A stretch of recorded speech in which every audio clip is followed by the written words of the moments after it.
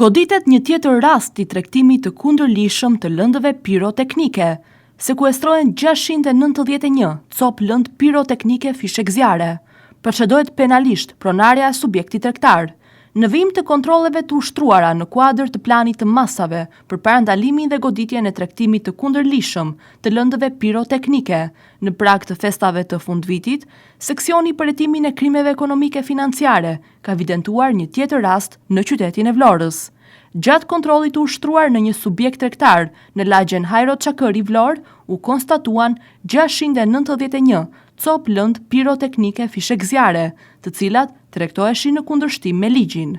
Lëndët piroteknike u sekuestruan në cilësinë e provës materiale, ndërsa materialet procedurale u referuan në prokurorinë pranë gjykatës së shkallës së parë të jurisdiksionit të përgjithshëm Vlorë dhe nisi procedimi penal ndaj shtetases LV, 64 vjeçe, banuese në Vlorë. Materialet procedurale u referuan prokurorisë për veprime të mëtejshme.